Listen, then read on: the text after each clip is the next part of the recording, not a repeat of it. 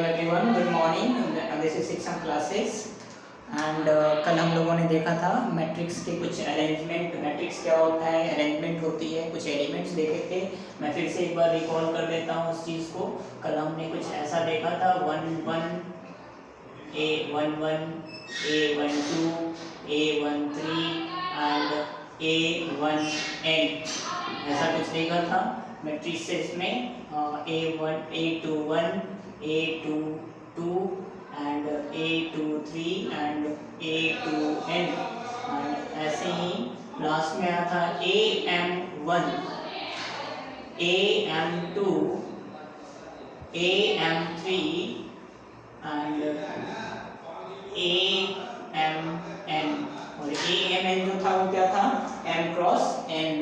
ये क्या दिखाता था आपको, M क्रॉस N कितना बाई कितना का मैट्रिसेस है। और मैं आपको रिकॉल करवाना चाहूँगा, तो ये वाली जो वैल्यू थी आपके पास वो प्रिंसिपल डायगोनल मैट्रिक्स था, प्रिंसिपल डायगोनल मैट्रिक्स। एंड ये जो नीचे वाले जो वैल्यू थे, अगर ये 0 0 हो जाएंगे, तो ये अपर ट्रायंगल मैट्रिक्स हो जाएंगे। अभी ये लोअर ट्रायंगल मैट्रिक्स हैं, है ना। अभी ये लोअर ट्रायंगल मैट्रिक्स हैं, ट्रायंगल है अभी, है ना, लोअर ट्रायंगल मैट्रिक्स है। और ये जो ऊपर वाले मैट्रिक्स हैं ट्रायंगल है, ये अपर ट्रायंगल। अगर ये 0 0 हो जाएंगे तो ये लोअर ट्रायंगल मैट्रिक्स, अपर ट्रायंगल मैट्रिक्स हो जाएंगे। मतलब यहाँ पर कुछ एलिमेंट्स होंगे, दैट मींस सब देखेंगे आगे के बारे में, उसमें देखेंगे। यहाँ पर हम इसको बोलते थे, इसको क्या बोल रहे थे, एलिमेंट्स बोल रहे थे। और एलिमेंट्स को हम क्या दिखा रहे थे यहाँ पर, A I J। I क्या है आपका, रो, और J क्या है आपका, कॉलम। यही था ना, है। उसके बाद हमने ये भी देखा था कि यहाँ ये वाले जो ट्रायंगल था, यहाँ में जो डेटा है, जो एलिमेंट्स है, जो भी है वो कहाँ बैठा हुआ है, वो I is less than J, yes. और यहाँ पर क्या था, I is greater than, sorry, I is less than J, I is greater than J, है ना, यही देखा था। एंड इसका प्रिंसिपल डायगोनल मैट्रिक्स का क्या पहचान था, I is equal to J, यही देखा था हम लोगों ने, ठीक है। तो इसको समझने के लिए एक एग्जांपल कर लेते हैं कि एग्जांपल्स में हमें क्या करना है। ये सब कल का ओवरव्यू है, एक रिकॉल क्लासेस है, तो आप देख सकते हैं। ऐसे में एक एग्जांपल्स कर लेते हैं। एग्जांपल्स है कि find the matrix of, example से लिख लेते हैं, find the matrix of 3 cross 2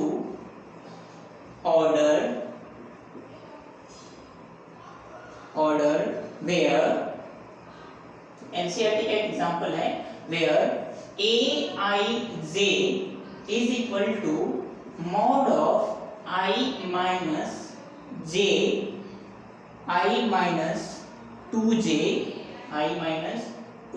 upon 3 mod of I minus 2j upon 3।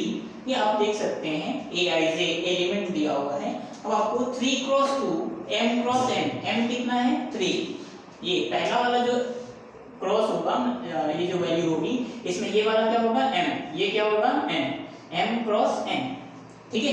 तो जैसे हम लोग मैट्रिक्स के कल हमने देखा भी था टाइप ऑफ मैट्रिक्सेस क्या होते हैं, कैसे होंगे, थोड़े बहुत मतलब सिंबल देखा था, स्क्वायर मैट्रिक्स होगा, कॉलम मैट्रिक्स होगा। तो हम टाइप ऑफ मैट्रिक्स में आगे देखेंगे। सबसे पहले एक एग्जांपल कर लेते हैं, ये वाला find the matrix of 3 cross 2 order where Aij is equal to I minus 2j upon 3। NCERT का क्वेश्चन है, ठीक है। तो अब सॉल्व करने के लिए आपको पता है कैसे सॉल्व करेंगे। तो सबसे पहले आप एलिमेंट्स देख सकते हैं, यहाँ पर मैं इसको सॉल्व करने की कोशिश कर रहा हूँ। तो सपोज करें कि Aij मतलब जो कॉलम होगा, आप देख सकते हैं m कितना होगा 3 cross 2 का मैट्रिक्स होगा, 3 cross 2 का मैट्रिक्स होगा, मतलब 3 क्या है, m क्या होगा, रो होगा ना। तो कितने रो होंगे आपके पास, कितने रो होंगे? 3 रो होंगे। कितने कॉलम होंगे? 2। m कितना है? 2। देख सकते हैं आप, ये जो m जो है, m ये m था, m1 m2 m3 m1 यहाँ पर है ना कॉलम, ठीक है। तो m कितना है? m कितना होगा? रो कितने होंगे? नंबर ऑफ रो, पहला वाला नंबर ऑफ रो, दूसरा वाला नंबर ऑफ कॉलम। तो कितने कॉलम होंगे? 2। कितने रो होंगे? 1 2 3। मतलब पहला वाला एलिमेंट क्या होगा? a11 a12, यही होंगे ना, ऐसे ही होंगे। तो आप देख सकते हैं जब आप आगे करेंगे, मान लीजिए मैं a11 की बात करूं, a11 की बात करता हूं, तो a11 की बात जब कर रहा हूं तो a11 अगर i is equal to aij is equal to i की जगह पे मैंने कितना कांस्टेंट क्या रखा है? 1। j की जगह पे क्या रखा है मैंने? 1। मतलब i और j क्या है? कॉलम और रो और कॉलम। तो वहां पर अगर वैल्यू रखते हैं, इसमें वैल्यू रखते हैं mod of i is equal to 1 minus 2 into 1 upon 3 is equal to 1 minus 2 upon 3, और मॉड में वैल्यू कितनी होगी आपको पता है? 1 अपॉन 3। तो जब आप मैट्रिक्स में आपकी इसकी वैल्यू रखेंगे तो अब क्या हो जाएगा? यहाँ पर a11 की जगह पे कितना हो जाएगा? a11 की जगह पे कितना होगा? 1/3 होगा। यस और नो? ठीक है। अब दूसरा एलिमेंट क्या कहता है? a12 क्या कहता है? दूसरा एलिमेंट कहां पर है? a12 मतलब i इज इक्वल टू 1 और j इज इक्वल टू कितना? 2। तो इसकी भी वैल्यू निकाल लेते हैं। a12 is equal to i is equal to 1। अब आप फटाफट अपनी वैल्यू निकाल के मुझे बताएं कि क्या क्या आंसर आ रहा है आप लोगों का। 2 into 2 mod of 3 is equal to 2 into 2 4। Yes, 2 into 2 4 ना। तो 4 माइनस 1 इज इक्वल टू कितना? 4 3 अपॉन 3 कितना? माइनस 3 अपॉन 3 मॉड में आया माइनस 1, मॉड में माइनस 1 1, दैट मीन्स यहाँ पर कितना हो जाएगा? 1। ठीक है, आएगा। वैसे ही दूसरे कॉलम में, दूसरे रो में कितना हो जाएगा? वैल्यू बताइए यहाँ पर 0। ठीक है, 2/3 आएगा, 1/3 और 1/3 आप चेक कर सकते हैं, ये आपकी वैल्यू आएगी। और आप देखें कितना रो है? 1 2 3, R1 R2 R3। कितना कॉलम है? C1 C2, है ना। तो जब कॉलम और रो को हम बात करते हैं तो R1 R2 और C1 C2 से हम दिखाते हैं, इसको ऐसे रिप्रेजेंट करते हैं, आप देख सकते हैं। तो ये देखें आप, टोटल मैट्रिक्स कितना हुआ? 3 क्रॉस 2 का। अच्छा, टोटल नंबर ऑफ एलिमेंट्स आप देख सकते हैं, अगर कोई ऑर्डर दिया हो तो टोटल नंबर ऑफ एलिमेंट्स भी आप निकाल सकते हैं कि कितने एलिमेंट्स आएंगे। अब आप देख सकते हो कि 3 क्रॉस 2 का मल्टीप्लिकेशन अगर हम कर रहे हैं तो कितना आ रहा है? टोटल एलिमेंट कितने आएंगे? 6। आप देख सकते हैं 6 एलिमेंट है, 1 2 3 4 5 6 एलिमेंट है।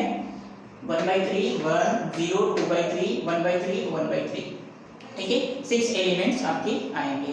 ठीक है, तो ऐसे ही एक और एग्जांपल करते हैं, एक और एग्जांपल कर लेते हैं। इसमें सबसे पहले एक नोट पॉइंट लिख लीजिए। ये क्वेश्चन अगर आपने एग्जांपल कर लिया होगा तो इसमें एक नोट पॉइंट लिख लेंगे कि लिख लेंगे इन नोट पॉइंट में लिखेंगे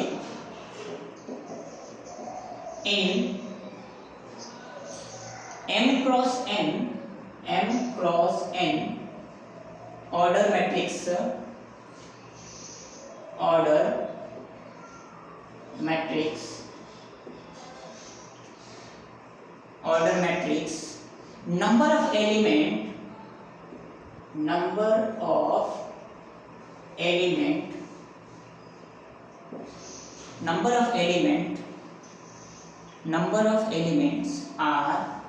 number of elements are m into n। Number of elements are m into n। अब आप देख सकते हो m into n मतलब m मल्टीप्लाई बाई n। ये m क्रॉस n का मतलब m क्रॉस n का मतलब है m by n का ये मैट्रिसेस है, ये m into n का मतलब है m को मल्टीप्लाई कर रहे हैं, m into n को मल्टीप्लाई कर रहे हैं, मतलब 3 into 2 कितना एलिमेंट हो जाएगा, नंबर ऑफ एलिमेंट हो जाएंगे 6, नंबर ऑफ एलिमेंट कितने हो जाएंगे 6। तो एक क्वेश्चन इसी में कर लेते हैं, एक क्वेश्चन इसी में कर लेते हैं कि नेक्स्ट क्वेश्चन लिखिएगा एक ऐसे ही, बस इसका एक रिवर्स जा रहे हैं, इसका रिवर्स जा रहे हैं, ये जो डेफिनेशन लिखे हैं इसका रिवर्स जा रहे हैं। लिखिएगा if matrix have 12 element, 12 elements, if matrix have 12 elements, then possible order will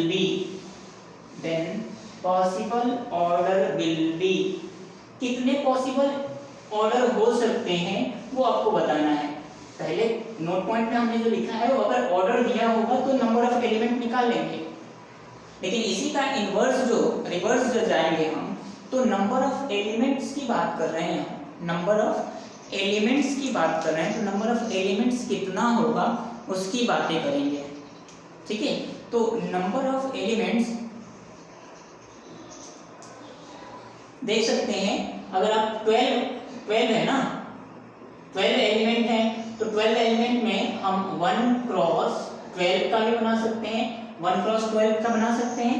एक रो होगा उसमें 12 एलिमेंट होंगे, एक रो होगा उसमें 12 एलिमेंट होंगे, ठीक है। दूसरा हम बना सकते हैं 12 क्रॉस 1 का भी बना सकते हैं, है ना, मतलब 12 रो होंगे, 12 रो होंगे ऐसा कुछ, और एक कॉलम होगा, यस 12 रो होंगे यहाँ पर ऐसे, ठीक है। तीसरा हम बना सकते हैं 3 का मल्टीप्लाई 3:4, है ना, 4:3, 2:6 और 6 क्रॉस कितना 2। इसके अलावा और कोई एलिमेंट्स और कोई मैट्रिसेस बना सकते हैं? नहीं बना सकते। तो कितने हो गए 1 2 3, 1 2 3 4 5 6, टोटल पॉसिबल कितने हो जाएंगे, टोटल पॉसिबल ऑर्डर कितने हो जाएंगे, कितने होंगे 6, है ना। 6 डिफरेंट टाइप्स के आपके मैट्रिसेस बन सकते हैं, 6 डिफरेंट टाइप्स के मैट्रिसेस आपको अगर 12 एलिमेंट है तो बन सकते हैं, ठीक है। अब देखते हैं नेक्स्ट जो टॉपिक होगा वो होगा टाइप्स ऑफ मैट्रिसेस। क्या होगा? टाइप्स ऑफ मैट्रिसेस, ठीक है।